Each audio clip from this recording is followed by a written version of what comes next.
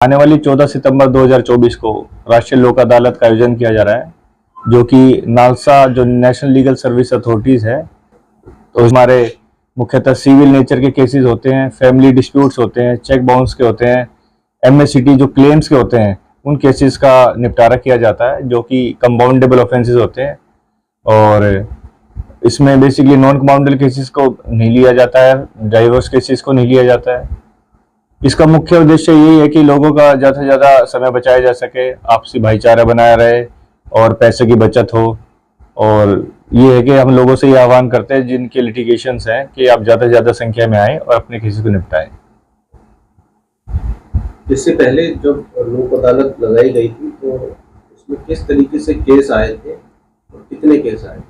इसमें हमारे हजारों की संख्या में हमारे एक जिले से केसेस डिसाइड हो जाते हैं। इसमें फैमिली डिस्प्यूट्स थे, रेवेन्यू केसेस थे, चेक बाउंस के केसेस थे, इंतकाल दर्ज नहीं होता है, जैसे बहुत सारे ऐसे केसेस रहते हैं। तो हमारा जो एग्जीक्यूटिव ब्रांच होती है, रेवेन्यू ब्रांच होती है, वो भी इन केसेस को डिसाइड कराने में हमारा पूरा सहयोग करती है। इसमें दोनों लाभ है इससे। आम आदमी को यही लाभ है कि जो कोर्ट की जो लंबी प्रक्रिया है उससे आपका बचाव हो जाता है, आपके पैसे बचते हैं, आपका समय बचता है और आपसी भाईचारा बना रहता है। इसमें दोनों पार्टियों का सहमत होना जरूरी होता है। जी बिल्कुल, इसमें दोनों पार्टियों का सहमत होना जरूरी है और किसी भी तरीके की कोई प्रेशर नहीं होता। अगर किसी कारणवश अगर आपका कंप्रोमाइज नहीं होता है, समझौता नहीं होता है, तो जिस स्टेज पर आपका केस होता है वापिस उसी कंसर्न कोर्ट में केस को भेज दिया जाता है। एक बार यहाँ डिस्पोज ऑफ होने के बाद में केस ऊपर भी इसकी अपील होती है। अगर यहाँ पर दोनों का राजीनामा हो गया है और केस डिस्पोज ऑफ हो गया है, तो उसके बाद अगर कोई डिस्प्यूट बाद में आता है तो उसकी अपील हाई कोर्ट में होती है।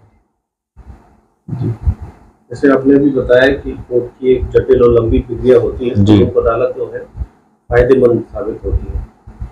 किसी व्यक्ति का अगर किसी कोर्ट में केस चल रहा है और वो चाहे कि लोक अदालत में मेरा मामला है, तो इसके लिए क्या प्रक्रिया होती है? इसके लिए बेसिकली पहली तो कंडीशन ये है कि केस हमारे कंपाउंडेबल होना चाहिए, यानी कि वो समझौते के लायक होना चाहिए। अगर वो समझौते के लायक है तो फिर हम दोनों पार्टीज को नोटिस देते हैं, या अगर नोटिस नहीं दिया गया तो वो कंसर्न जो पार्टी है, जो लिटिगेंट है, वो अपनी एप्लीकेशन लगा सकता है कि मैं लोक अदालत में अपने केस को किसी मध्यस्थता के द्वारा इसको सॉल्व कराना चाहता हूँ।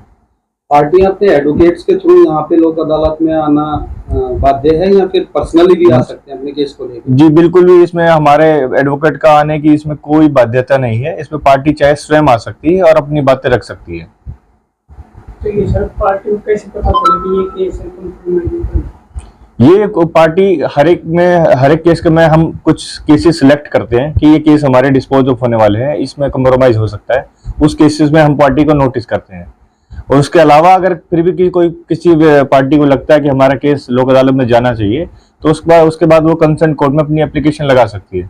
अगर वो समझौते के लायक होगा तो उसको अपना लोक अदालत में ले लिया जाता है, अदरवाइज उसका केस उसी कोर्ट में चलता रहता है। जी, तो जज्जर में ही या भादुड़ में लगेगी? जी, हर जिले में, हर तहसीलों में जो जहां हमारी कोर्ट से वहां लगाई जाती है लोक अदालत, तो भादुड़ में भी इसकी लोक अदालत लगेगी। वहां पर एक बेंच का हमने गठन किया है लोक अदालत के लिए। आपका कहने का तात्पर्य है कि यहाँ जो जुरिडिक्शन में जितने केसेस है वो ही यहाँ पे अपीयर हो सकते हैं। हैं? जी बिल्कुल, जो जुडिक्शन के केसेस हैं, झज्जर जुडिक्शन के हैं, वो सारे केसेस इसमें लोक अदालत में लिए जाएंगे।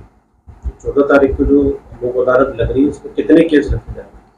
देखिए, उसमें कम से कम हमारा तो ये है कि कम से कम 10,000 केसेस हम इसमें लेंगे, जिसमें रेवेन्यू केसेस भी सारे होंगे।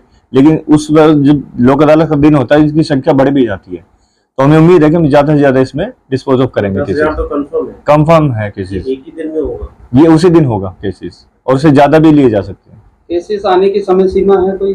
केसेस हमारे लोक अदालत से पहले हम एक प्री लोक अदालत का भी आयोजन करते हैं, उससे हम सारे केसेस को मंगा लेते हैं कि जो हमारे डिसाइड होने लायक है।